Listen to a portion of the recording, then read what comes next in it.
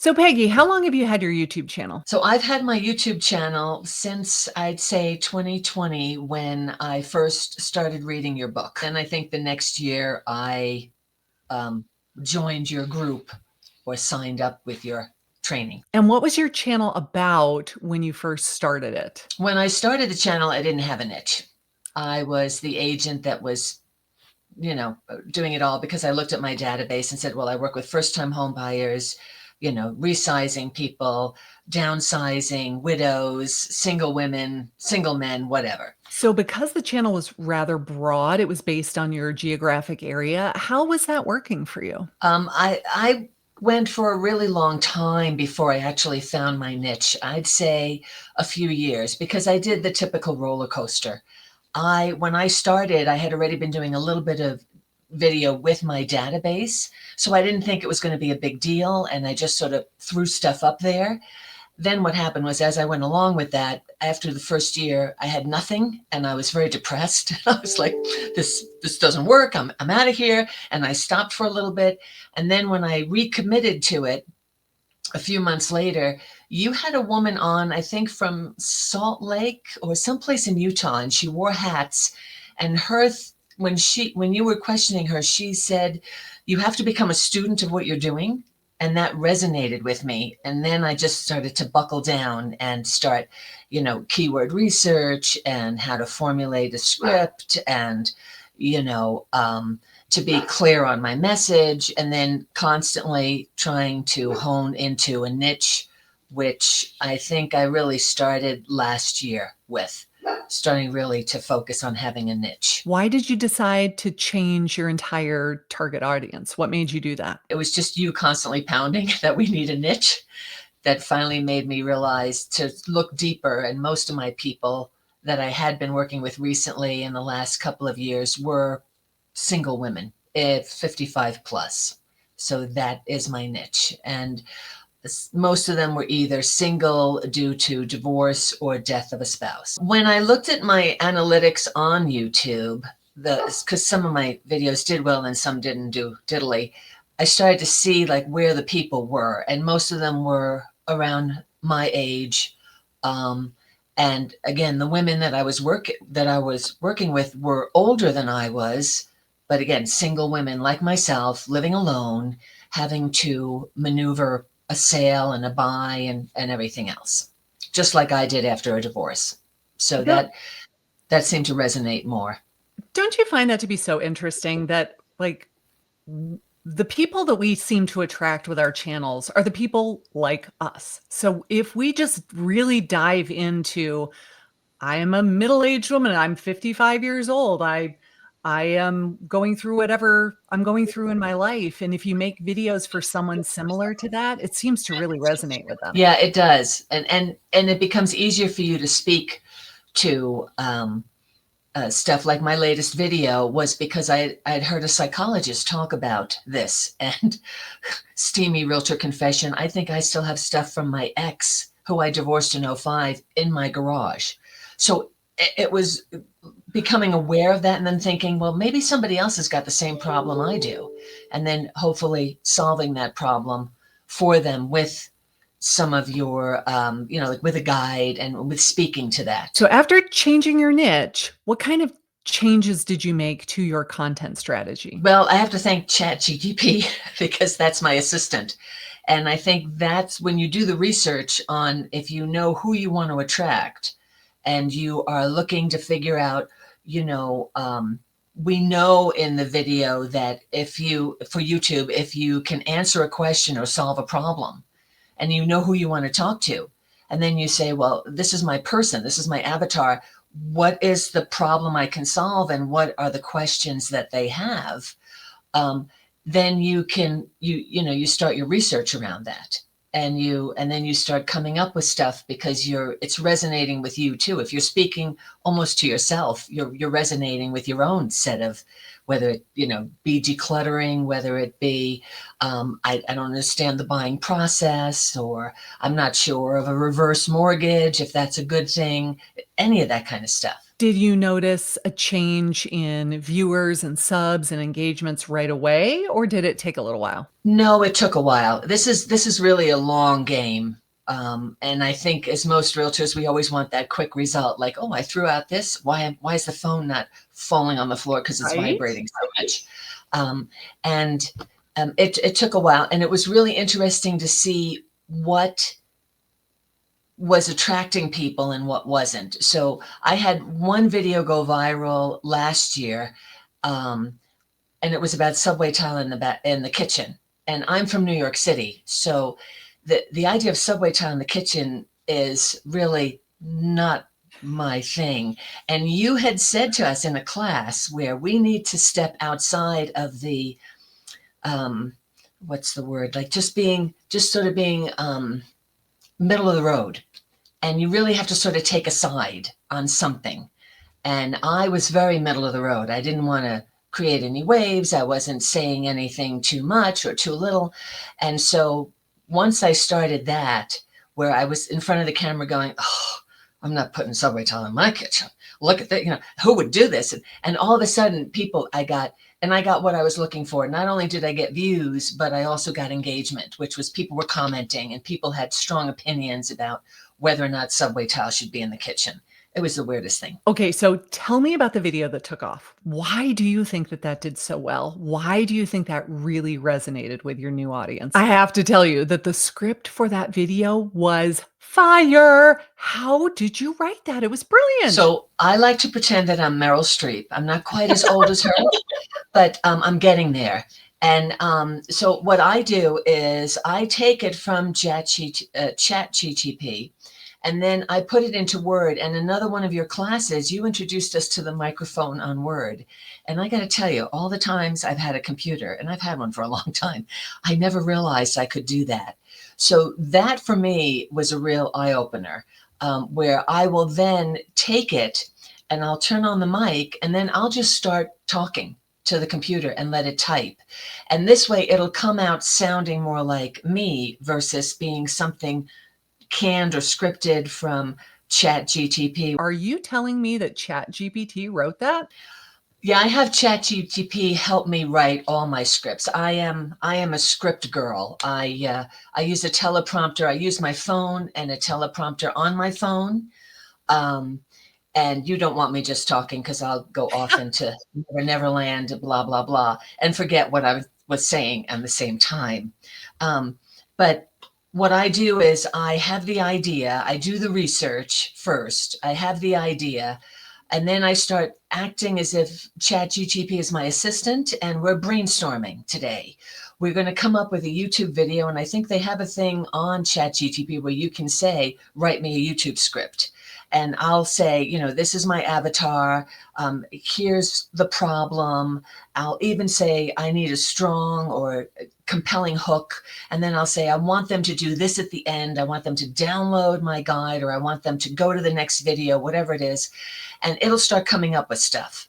And, initially it's stuff you're like, yeah, not really. I'm not going to say that, or that's not me. But what it does for me is it's almost like somebody brainstorming with you. You then, you go, you know what? I wouldn't say that, but I could say this. And then I could say that. And let's keep it this way. And then you just keep pouring into ChatGTP like, hey, could we craft this? Could we add some of that? Can you make it 8 minutes long? Can you, and it'll give you a whole bunch of stuff from where you should be standing in a house to whether or not you should be walking down the street, or it'll just give you a whole bunch of ideas. So in this video, you offered a free download. You offered them what I call a lead magnet. It was something that they could download because it had very valuable information in exchange for their contact information. Was this the first time you had ever done that? I played with it a few weeks ago during my open house, where I did a video where I walked through the property and I talked about it. And I did a whole neighborhood thing. There's a neighborhood here in Highlands Ranch called Firelight, and it's kind of cool. And so I walked through a little bit of the neighborhood. I drove through the neighborhood with holding my phone out the window. And then when I did that, I said to people, we're having the open house, and if you want your invite, just download it down below. And I actually had 2 people download the invite, and they never showed up at the open house, but the invite gave them all the info: price, location, address. I don't believe in, I believe in a fair exchange. If they've given me an email, I'm going to give them the information they want, and they get it right away. So I'm not trying to play some kind of game with them. So that gave me the first inkling that people, would do that. And then I think I signed up for your class, the 3-day class on a funnel. And once I was in there, it was like, oh, that's right. You have to give them a guide. And I know I've been in your classes before, and I have some guides, but it was sort of like throwing salt on something. You just sort of sprinkle it here, sprinkle it there. I didn't really have a plan. And so this time I really wanted a strong plan of, here's the guide, and then what am I going to do after you get the guide, kind of deal, to sort of put it all together. The workshop that you're talking about was called Build Your First Funnel, where we did, over the course of 3 days, we made the lead magnet, we made a landing page, we wrote a follow-up sequence to put in your CRM. We tied them all together. Basically, we built an entire funnel. So tell me about that, because it takes time and it's quite a bit of work. How did that all work for you? For me, again, ChatGTP is my friend and my assistant, who I don't have to pay very much. ChatGTP helped me with the funnel portion in terms of like, give me ideas of what would be this. And then your class had a whole list of, well, here could be 1, 2, and 3. So what I've done is, my first touch is actually a personal one. It's where I read what some people have already moved, and I'm like congratulating them on their new place. I was in chat with somebody from England or UK, talking about her challenges. Yeah. You have to congratulate people on taking big steps if they are taking them in the world we're in today. So it's not just good enough to talk about your tips or whatever. Then you have to say, well, I just want to congratulate you again on downloading the guide and taking those big steps of decluttering your home, or whatever it is. Or maybe for you, it's, getting with a lender, which can be scary for people. Whatever it is that's their big scary move that they did, I think we have to congratulate people more. Okay, so now for the good stuff. How many views have you had on this video so far? It went out on the 14th. As of this morning, I had 8.7 thousand views and 140 new subs. So Oh my God, that was really cool for me. It was a real eye-opener for me. It's truly about speaking to somebody that, like your avatar, and one of their biggest challenges. And how many people have downloaded that free guide? Last night, I was still responding to people. I want to say maybe 20. So tell me about the lead magnet that you offered in that video. How did you come up with the topic itself? Because it resonated with me, and I'm dealing with the same thing. I promised myself to declutter, from my emails to my garage, and it's difficult. You find it harder to do. And then, when I saw the comments where people were talking about the new me, and that resonated, or somebody is in their house 52 years and they're not really sure where to start.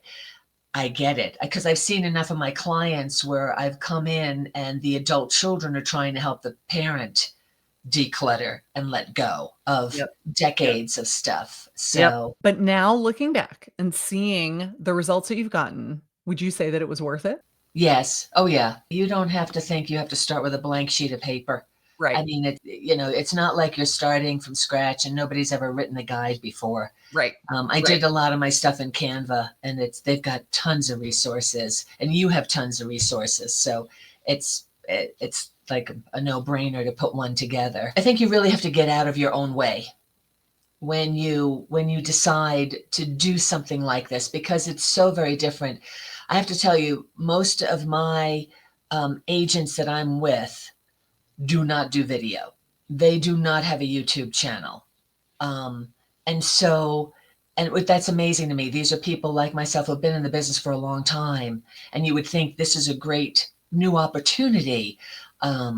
What a great way to build your book of business, to build your database at very low cost, except for some time and effort on your part.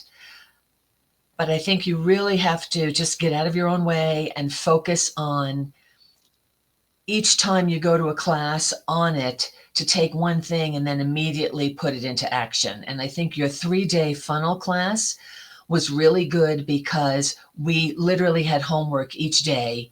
And then the next day, our homework depended on us being able to move forward the next day. So we couldn't just go, well, I'll get to that next week. So what advice would you give to other agents who are a little bit afraid of technology and they're afraid to do all this stuff? What would you tell them? Well, I mean, the reality is there's not much technology involved. It's you can do it with your cell phone. You can stick your cell phone on a pile of books if you don't have a little doohickey to hold it up for you. And people are okay with that. I mean, I've walked through houses and I don't have a gimbal. I don't have anything that keeps it really steady. I just try to walk slowly.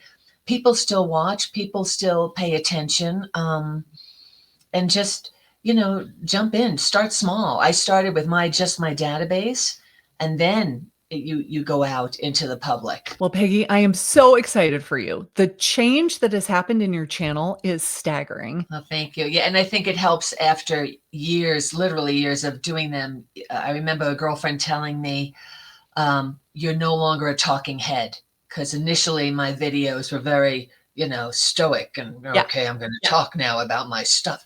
But now I've learned to relax. Again, some of the stuff you've done that I've watched where you're a little quirkier, and I'm like, yeah, I can try something like that. Let me try to be a little quirkier, and let me try to be a little, and just try throwing stuff out there to see what you can do that lets people see that you're real and you're not just, here I am, the realtor, you need to get rid of your stuff so I can come over and list your house today. And I just love that you have full on embraced this idea of learning something new and implementing it, and maybe not doing it perfectly straight out of the gate, but working on it and asking for advice and asking for help. And then when eventually it works and it blows up like this, you're killing it. Thank you. Thank you. I'm excited. It's different. I promised myself I'd show up differently in 2025, and I can see it already working. I am so excited for you. I can't wait to see what happens with your channel this year.